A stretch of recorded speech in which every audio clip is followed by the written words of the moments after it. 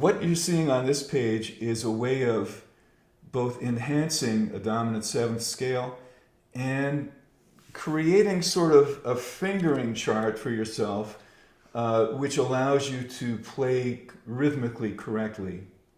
Now, that's not the beginning and end of it, and for those of you who have learned something called the bebop scale, that is this. That's down from the octave with one extra note. That is the first rule, if you like, first rule in these extra note rules or half-step rules. And that's all it is. It doesn't dig very deep into what we're going to get into. I'm just going to talk through where the extra notes come in. So descending from the octave, there's one choice, and that is an extra note between the octave and the flat 7. And so it's the B natural. Right? Now, if we take a look at number 2, descending from the 3rd, 5th, and 7th, there's also one choice, and the good news is it's the same note. It's the major 7. You can do that from the 5th as well. You could go all the way to the tonic. And from the 7th. Right? That is the first rule under number 2, one extra note. There's also the possibility of 3 extra notes, and from the 3rd, it's the flat 3, the flat 2, and the major 7. So in effect, it's chromatic, right? From the 3 down to the 6. Same from the 5. 5, 4, 3, then the extra notes come in. And from the flat 7, down the scale to the 3, then put in those extra notes. Okay? That's what's going on there.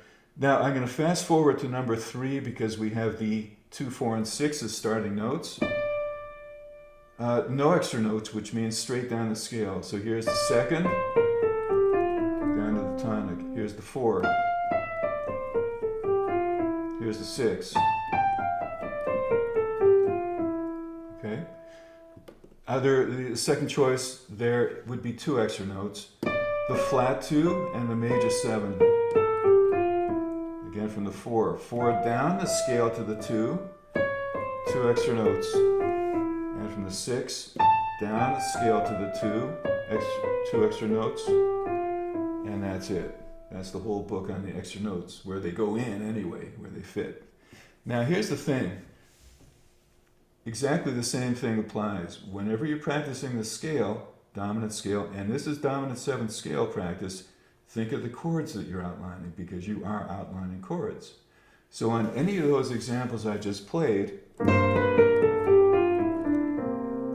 fits over 2 bars of C. What do? We kind of enhance the C7 scale with these extra notes, which means that's going to play over 2 bars of a C7 chord, or 1 bar each of G minor 7 and C7. So if you aren't a piano player, think of that as you're going, and if you are a piano player, think about it anyway. Right? Any of them. That was down from the 5th with 3 extra notes. As you can see, it all fits over the G minor 7 and C7. Okay. Last point I'm going to make on this is that we saw that by changing the last note of the dominant scale to the flat 2, and we know now it's the 3rd of the A7. That's why I'm doing it. We're running the C7 scale into the A7 scale. Well, guess what? If we change one note at the bottom of any of these phrases, it automatically allows us to play the relative minor.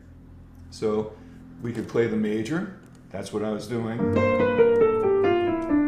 That would be in F major. But if I'm thinking E minor 7, flat 5, A7, maybe in the key of D minor, all I have to do is take that same scale and end on the 3rd of A.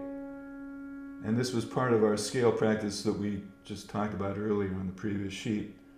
So that would give us this.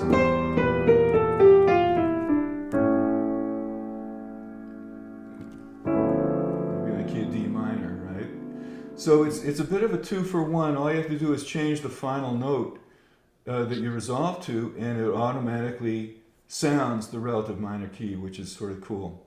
Okay.